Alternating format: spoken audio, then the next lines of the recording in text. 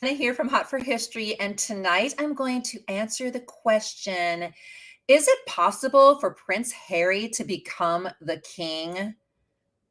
People keep asking me that. Now, tonight's going to be a little bit of a history lesson, and then we're also going to sort of dive into some of the I don't know, the things that people have been talking about recently regarding Harry and Meghan, specifically the apology thing, and then we're going to talk about this guy, Jeremy Clarkson, who had this scathing tweet and post about Meghan that was honestly inappropriate. But I wanted to talk to you and answer that question. Is it possible at all for Prince Harry to become king? Obviously, our first answer is heck no. Like, no, it's not possible for him to become king. He's like fifth in line.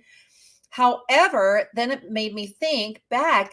It's not that uncommon for at least the second heir to, the original spare to, become king. Now he is no longer second, he is fifth. We have William, George, Charlotte, Louis, and then we have Harry, and then Archie after that. So I think it's probably in the king's best interests to keep him happy, and maybe he's thinking I need to keep my heirs, at least the first, six of them, like happy. So we're going to go back into history because I thought it would be interesting to kind of go back a little bit. And who knows I don't, even if it ended up, God forbid, because a lot of bad things would need to happen in order for Harry to become in that position. But if he was ever in that position, I don't know. I think he made a quote once where he said, there are no royals who even want to be king. I don't think that's true. I think that some of them would want to be king. And then,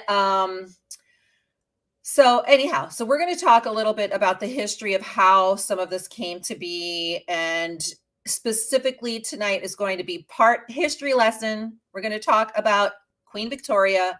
And then, because, we do history here. And then we're also going to be talking about Jeremy Clarkson and then the apology thing. And then we'll call it a day. And we're also seeing, honestly, that people are even going crazy. Like I'm starting to notice that even on the American side, especially in Hollywood, that there's so many people that are not sold on this Harry and Meghan thing.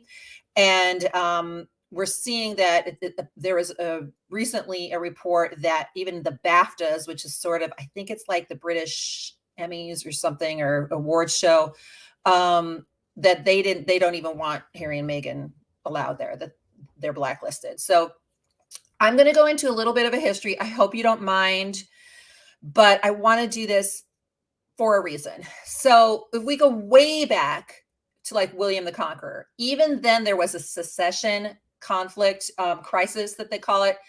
Nobody was quite sure who the future king was going to be. So William the Conqueror got really upset because he was promised that position from his, I believe it was his uncle. And then Harold came and just took it. So then he's like, I'm bringing my Normans over there. Like all of us are going to go over there and we are going to take the throne. And so he did. So that's one example. And then of course, many of us know Henry VIII had all of these problems because there weren't any heirs. And then eventually he had his son Edward, and then he ended up dying when he was 9. And then Mary Tudor took the throne for a hot minute until Elizabeth I got ticked off and she became queen. So we're going to fast forward from there. There's many cases, but we're going to go to Queen Victoria, and I'm going to kind of share her story with you because I think it's so interesting that she was fifth in line. She was like persona non grata, and she ended up becoming queen. So her grandfather was George III, and her grandmother was Queen Charlotte. They had 15 kids. 12 of them sort of survived into adulthood, but they had like no heirs. I remember a story of Queen Charlotte just wanting to hang out with her daughters at Frogmore Cottage doing embroidery or something. So they were there a lot. So I'm going to I have some notes. I hope you don't mind, but I have to kind of read through this. So Queen Victoria, as we know, she was the longest reigning queen before Queen Elizabeth II. She reigned for 64 years between 1837 until 1901. So when she was born, she was the fifth in line. So it was King George the Third, and then there was his son, who was George the Fourth, and then there were like a couple of other dukes in there, her dad, and then one of them, I think it was King George, also had a daughter named Princess Charlotte. So she would have been sort of in there. But she ended up, all these things happened, she became queen. So she also had a cousin who was, his name was Prince George of Cambridge, and he would have been next in line after her. And he was just so upset. He's like, why would they even think of, Victoria as being queen, in the line? Because who wants a woman? Like, he was being very sexist about that. And she says this thing about herself, which I always thought was interesting. And you guys can vet this for me. Queen Victoria's mother, her name was also Alexandrina, but it wasn't Victoria. It was like spelled Victoire, Victoire or Victor or Victoire or something like that. But she said, Queen Victoria said, I was the first person ever to bear the name Victoria. I don't know if that's true, but she says that because we all know the name so well, but she did say that she was the first one to bear the name. So she was a little shy. She had this mother who was very domineering. She was like in Gypsy Rose Lee, Sing Out Louise, that kind of mom.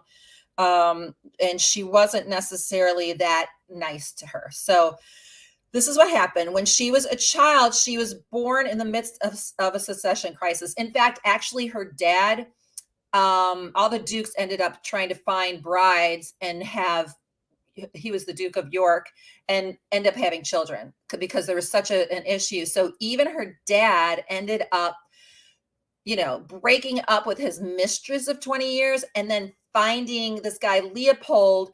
He's like, let me marry your sister because I need to have babies because, it's like a power struggle. They all wanted to be there. So sure enough, he met her, he got her pregnant, they got married or whatever. And then now there was an heir. So she was born in the midst of a succession crisis. By the time George the Third's 5 surviving daughters and 7 sons were nearing middle age, in 1817, they had managed only one legitimate heir, and that was this woman, Princess Charlotte. So she was the daughter of what they called the Prince Regent at the time, which was George the Fourth. So they looked at her and they were so hopeful. They're like, oh my gosh, she's going to bring the heir. And she would have been way above actually Queen Victoria. So she goes into labor, and she's in labor for 50 hours, and she gives birth to a stillborn baby boy, and then she dies. So now there's one less person in the line of succession, and Queen Victoria is like, in there. So anyhow, now all of the dukes, all of the men left are like, gosh, we don't have anybody. Like, we're all getting older and we need to have children because, George the Third and Queen Charlotte, they had 15 kids. Like, what is going on? Like, there's no heir at all. So they all scrambled about. And then I told you the story of the Duke of York, which was her father found, Queen Victoria's mother. So they had a baby, and he was so cocky about it. The Duke of York was like, ha, you guys can't do this. He was like, I am the stronger stud. Like, basically he was saying things like that. But then he ended up going off, like they ended up living he was in such intense debt. That's why he wanted the heir, because he wanted the money. So he was in intense debt. They were living in such an impoverished place. And it was cold where he was. And he ends up dying when Victoria was only like 8 months old. So now the Duchess is totally broke, but she has an heir living basically in poverty. So Prince Regent George the who would be George the Fourth, he's like, all right, you're my brother's kid. move into Kensington Palace. But by the way, when she was born, just to let you know as well, he was so incensed, like he did not want her even to be acknowledged as possibly an heir. And so what he did was he said she can't be named Augusta, she cannot be named Charlotte, she cannot be named Elizabeth, she cannot be given any regal name. What's her name? Because he had to name her. So he just named her after the mother. So that was the deal there. So that's what happened. And then on January 29th, 1820, the day that the Duchess arrived at the palace, then King George finally died. And so now the Prince Regent, George IV, he was going to become, king. And then after the Duke of York and Clarence, baby Victoria was next in the line. So now she's up. She's like third or something like that. So then they're in I think at that point she's third. Yeah. So they're in Kensington Palace. It was freezing cold. So years go by, and now the Prince Regent dies. And so now Duke of Clarence, he is another brother. He ends up becoming William IV. So now her mom is like, I feel like this is drunk history. We have to have like our own happy hour history, because sometimes when I tell the stories, because I'm not an expert, I'm just a history fan, like all of you guys. So, I basically, yeah. And no, Victoria was not Elizabeth II's mother, if I'm reading that right. Her mother was Elizabeth as well. So anyhow, so now she's living, now the queen, now Victoria's mom is like, we got this. Now she hooks up with this guy, I think his name's John Conroy or whatever. He's the horse guy, right? But he and her are like, we are going to be so rich, because Victoria's only 11 years old, and like, William's there, like, that he's going to die before she's 18. And because he's going to die before she's 18, now you get to be queen regent, and you get to control everything. And that girl, let's coach her. In other words, let's torture her so that she will do whatever we say. We have this time. So they created this thing called the Kensington system, which means Queen Victoria couldn't do anything. Like if she was going to walk down the stairs, she had to hold somebody's hand. She had to sleep in her mother's bedroom at Kensington Palace until she became queen. They kept trying to kind of torture her a little bit. It was like definitely a PTSD thing, like a captor thing. So they kept trying to get her to sign things. When I'm 18, you will have authority. They spread rumors about her. She's crazy. She's immature. She will never, amount to anything. This is her mom, I have to be in charge till she's 21, because she doesn't know how to do anything. And then they took her on this tour once William IV was there, because they wanted to show her off. And so she's all of a sudden, talk about your press junkets. She's going out into all of these places, waving, sitting with all of these fancy people, and she's not crazy about it. But that was the deal. So then one night, in the middle of the night, and I got to find my notes for this because it is precious as to what she says. It was like the middle of the night, and all of a sudden there's a knock on the door, and William IV just dies in the middle of the night. It was like 2 months, I think, maybe it was 4 months after her 18th birthday. So now her mom's convinced, okay, well, even though she's 18, I'm still going to do, we're still going to do whatever. We're going to be in charge because we have her in control. We have basically kept her captive. She never even had any childhood friends. She never even hardly got some fresh air. So she became obsessed with these dolls. So they knock on the door. She's in her nightgown. She's just 18 years old. She's a teenage queen, basically. And they bow to her. She's like, what the heck is going on? And they're like, he died. Like, you're the queen now. And so then the mom is like, whoa, that's amazing. And then Queen Victoria, her first order was, I need an hour alone. This was like the first time she had been alone for years because of the control of her mother. Then her second thing was, I never want to sleep in the room with that woman again. So she did show her mother respect later on.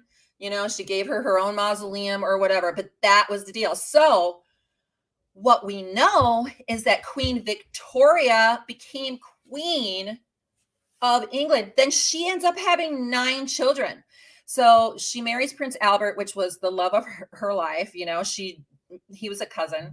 So she marries him. Now, you guys are asking me about George V and George VI and Queen Elizabeth and all that. So this is how it goes. And just try to concentrate since we don't have any visual aids. So we have Queen Victoria. She died in 1901. She had 9 kids. Her son, Edward the 7th, ended up becoming king. So he had several children as well.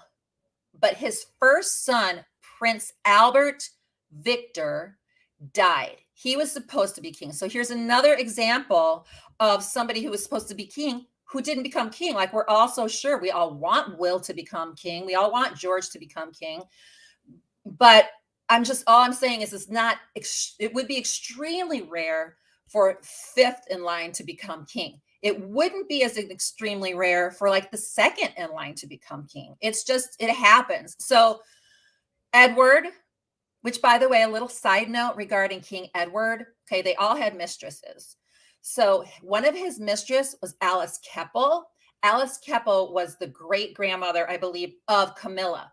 And Edward is like the great grandfather or great grandfather of Charles. Just a little side note. And they also think that probably Edward was, like they had children like illegitimately with Alice Keppel and the whole thing. So, okay. So then all of a sudden, so Edward's son, Albert's out of the picture. So then it's his second son, and that is King George V. So follow me here. It's King George V. So George V is the 2nd in line. Then next, his son, who was supposed to be Edward VIII, and he was the king for a hot minute. And then because he had this girlfriend at the time, Wallis Simpson, who was a divorcee, I think twice, if I remember correctly, he had to abdicate. He's like, screw you. I'm abdicating. And so then we have King George VI, whose wife was Elizabeth Bowes-Lyon, who ended up being the parents of Queen Elizabeth II. So that's how that came about. So even Queen Elizabeth II, they were living a very happy life, thinking they're not really going to become heirs, and maybe King Edward VIII would have children. I don't know. They didn't know at the time. But anyhow, all of these things, these dominoes have to sort of fall in the right place for the person to succeed to the throne. So I'm just throwing that out there. When people say, could Harry ever be king? Most likely not. And we don't even know if he would want to be with the way that he's talking about the royal family. But it's not, you never, ever know. So who knows what's going on in King Charles's mind? He could be like, you know what? It wasn't that long ago when Harry was number 2 in line.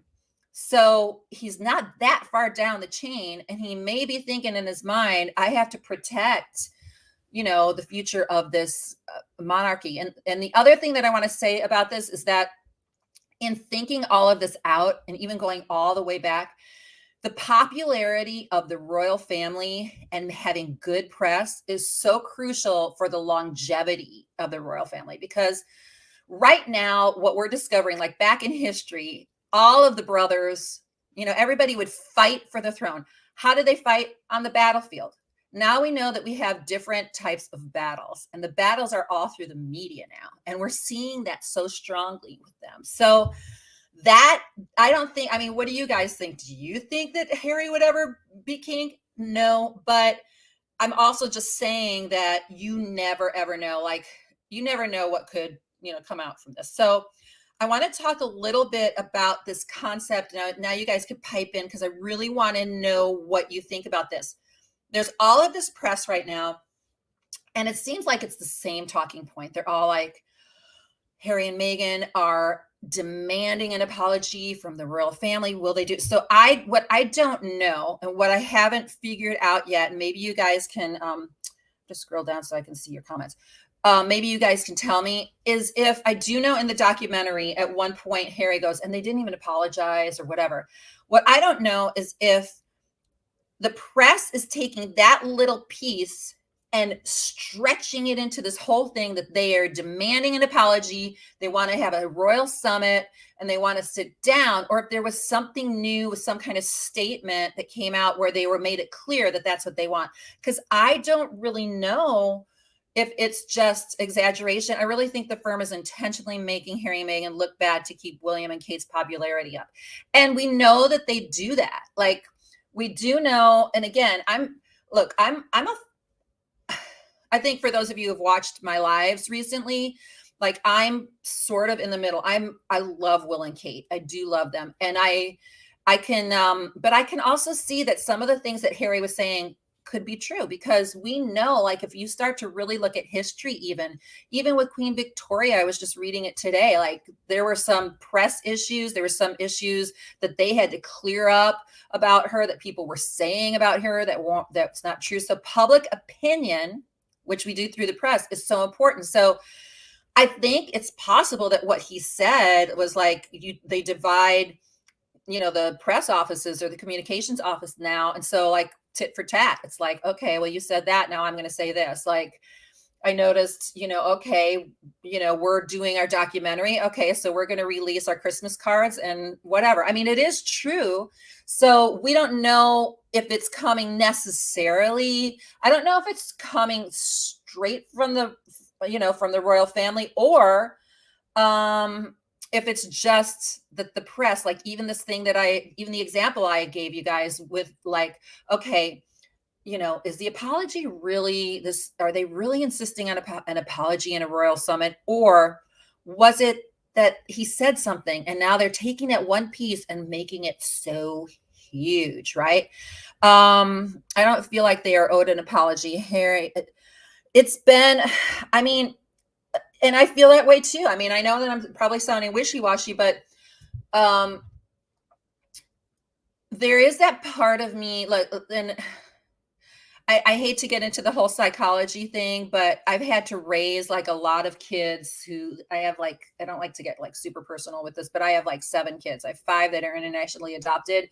And there have been some traumatic things. They call them adverse childhood experiences. And Harry had that, like his mom died, right? So I have kids whose parents have died. And what you start to do, what they've done is they start to project things, and then there's a narrative in your mind that's for survival. It's for survival, and they have to hold on to it. But what happens is that a lot of times there's a few little things that are true, but it's exaggerated. I don't think that Harry and Meghan, especially Harry, is sitting there thinking, I'm going to make this stuff up. I don't think he is, but I do think that he may not be sitting there going, okay, is this really true? Or am I exaggerating it in my mind, projecting, like projections big, like in those types of situations, if you haven't really addressed your entire adverse childhood experience in the past. So I'm just saying, it may be that. Thank you. So, and this is the other thing, like being a royal alone, like when you start to read the history, it's like, listen, they were like, it's to the death. Like they are like radical. They're at war, brothers against brothers. It's a power hungry kind of a thing. They're going to like try to like get the throne. And so I don't think either side is innocent per se, but it's a matter of what the perception is. It's what the perception is. So, yeah. And I do think that the family is filled with skeletons. I know that there's a lot of stuff. That's the other thing. I do think, and I've said this a lot, is that, like, what have they really done? I know that they've said a lot of bad things, and some people could interpret it as being extremely, extremely damaging. But compared to like Prince Andrew, like compared to that, and compared to, let's say, even Charles, like a couple of years ago, or maybe it wasn't even a couple of years, of like taking money in suitcases. Like there are things going on, that we are not like, we don't know. We really don't know. Yeah, and the thing about, like, I'm one, I just love like older people. Like I just, one of the things like with Megan that did bother me, and yet I probably don't fully understand, is like when you have the queen, like, yeah, show some respect, especially when they're older. When they're really old like that, you have to like show some respect. But I think even if they're prepared, they probably don't really know. They probably don't really, really know what it's like until you're in there, right? But I also believe, like, okay, maybe you're frustrated with the house, the Nottingham cottage. Then understand that you're there for a while. You have the baby. Now you're in another place. If there's a problem, then try to make it work, even if you have to be intense about it. And maybe that's what she did. Maybe that's what she did. I was talking to somebody the other day. Like, I thought, why would they let this opportunity go? Like, why did Harry and Meghan leave when like she had such a great opportunity, especially coming where she's coming from and like going into the Commonwealth where most people aren't white, for example. Like, you could go out and yet then somebody told me, well, it wasn't necessarily totally their thing. Like maybe the royal family didn't want them out there the whole time. So I thought that was interesting. Okay, I'm going to read something that probably you guys are not going to be happy about, because I was like, oh, this is a bit much. Okay, so we know that people are feeling very dramatic, very strong about this whole thing, with Harry and Meghan. Very strong. They feel very strong. Well, there is this British tabloid reporter named, he's a British TV host named Jeremy Clarkson. I mean, he definitely took it too far. So this is what he said. He also, I think he issued an apology on Twitter. But this is what he said. So are you ready for this? Okay, I'm getting to it. I'm trying to read the exact tweet. Okay. So Jeremy Clarkson is a British TV host. And he basically had to take down a post because of his criticism. He basically said, sorry if you hear the train in the background, but that's where I am.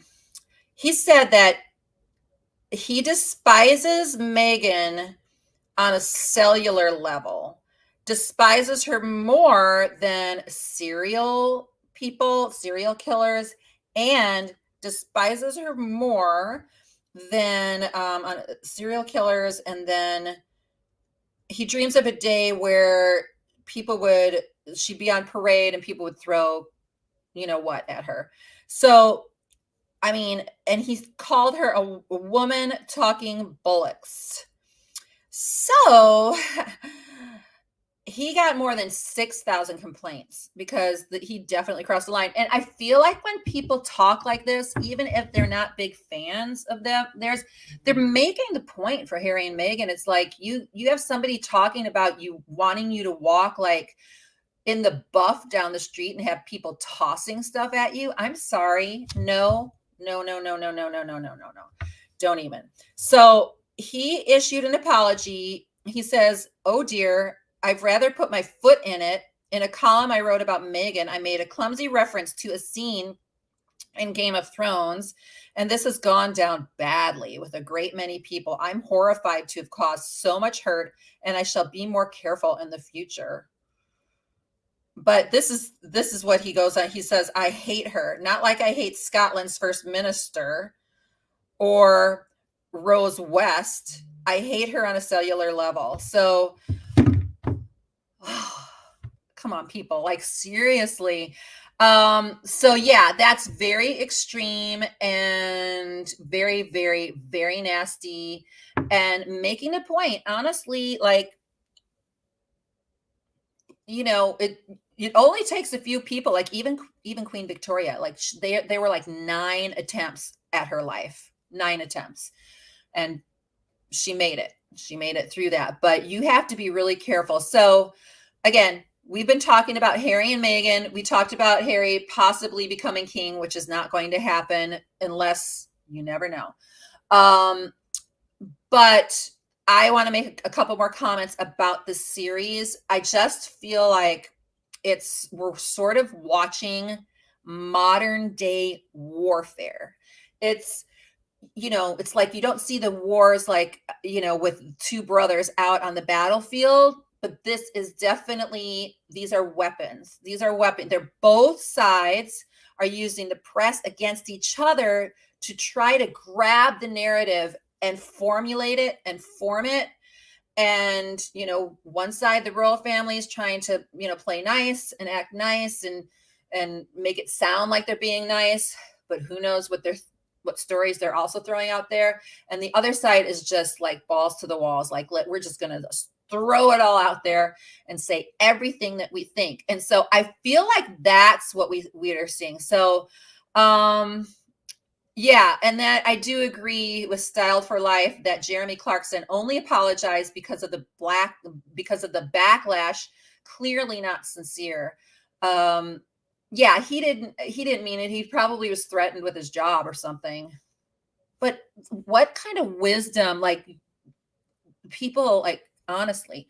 So anyhow, I think that what we're seeing is this warfare in front of, the entire world. And I also think I get very conflicted because on the one hand, King Charles III says he wants to change the monarchy, make it more modern.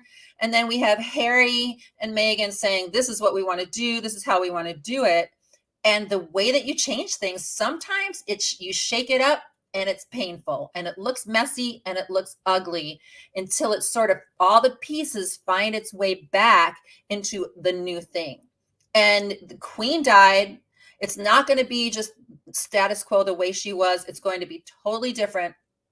And I think that's what's happening. It's like they're trying to figure out, what does this monarchy look like?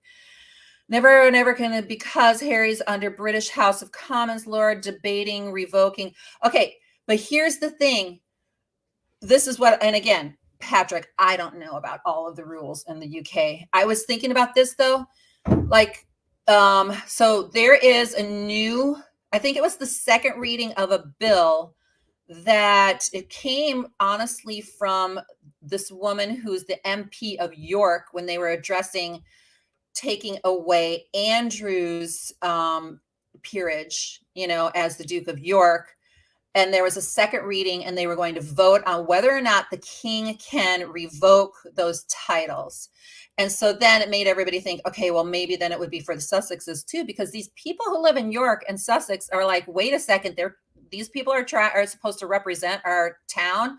Like, why? So they're coming across a vote. But the one thing that I don't know, and that I was thinking about, like, you cannot like unprince Prince Harry because he's born into that, right? You could take away his peerage, isn't that true? But not his title. Not his title as prince. You could make him not be the prince, not the Duke and Duchess of Sussex. But I think the king needs a different bill or something in order to do that. But anyhow, I'm very curious about that because being a prince is a prince for birth, right? So, you can't unprince him. You can't make him not have royal blood. He is the prince. He is the son of the king. He is that. Yes, you can take away the other positions or whatever. And yes, probably if it got to the point where it was fifth in line, they'd probably go, next, let's make Archie or somebody else, but you never ever know. It's kind of a hypothetical. So a couple more questions and then I'm going to go. Harry is dealing with PTSD from the loss of his mother. Yeah. That's the thing is that type of tragedy is so deep, and the sensitivity that it takes to unravel that inside of somebody, because the way I describe it with my kids, it's like it's just survival mode. At first, it's just survival mode. And if you're like a prince and you're told to like walk behind a coffin and like take people's flowers and like wave to them in the middle of your grief, you're just on, it's like still you're battling, you're in this place, you're in, all of your adrenaline is up in this place of survival. And then, so you don't even know what's happening. You almost can't even get the help in the beginning because you haven't processed it. So then it's like this battle. And I liken it to being on the battlefield. And then all of a sudden you're in this safe place. And then you take a breath and you go, what the hell happened? Then you realize what it did to you and how you need to unravel it. And maybe that's what we're seeing with Harry now, is that he didn't get to unravel it. He didn't get to totally process it at the time, because honestly, it can take that long. It can take 20 years. And if you're ignoring it and just moving on, and you don't take a minute to breathe and you don't get the help and go like, why am I doing that? And if you're from an insensitive institution or a family that's like, you don't need to talk about your feelings. Why are you feeling like that? And I mean, I'll be honest. I've done that before with my kids. I'm like, oh, why are you so upset about that? Like, really? Until I take a breath and realize it doesn't matter if I think I can walk through that trauma or that experience. They're feeling that, and it's magnified and amplified within them. And so how do we talk it through and make them feel safe and make them understand that? So I do believe that he does have PTSD, and I believe that he's pissed and he hasn't been able to fully deal with that. And especially if you have a family that's not going to understand that that's a whole lifelong thing. And I have experiences with people in my life, some of the kids in my life, my children who like had, well, some people who came into my family who had these traumas very late, where they're like, I didn't know that my mom did that. Like, oh no. Like, so there's been these traumas that have taken years. So anyhow, I agree. I think that is, and William did lose his mother too. But it's interesting because I feel like people process things differently. Like in my family, I was also raised in a lot of dysfunction and drama. And like my older two sisters don't remember hardly anything that myself and my other sister do. And so you don't know, like different people process things differently. I have 3 of my children were orphaned from losing both of their parents in Ethiopia. And they don't process it the same way because they were in different places when they found out about the death. They're different personalities, but it doesn't mean that pain and struggle isn't real for them. Even though, like I said, some people will go, why are they so upset about that? They're upset. And so what is it? So, doesn't believe in getting, I don't think they do believe in getting family counseling. So anyhow, the drama continues, but I just thought I would bring up the question, could Harry ever become king? Like we said, highly unlikely, but it has happened before. I mean, Queen Victoria was 5th, and imagine what would have happened if Queen Victoria had never become queen. She had 9 kids. I think she had she had like 40 something grandkids, 87 great grandchildren. Now there's hundreds of descendants, and almost all of them are like royals in some other country. So it just is the way that it happened. So, and yeah, I'm shaking my head regarding Andrew too. So, all right. So guys, good night. Have a great, great holiday. And we will be on chatting again. Have a great night. Thank you for listening and watching. Please subscribe to Hot for History, and we'll talk to you soon.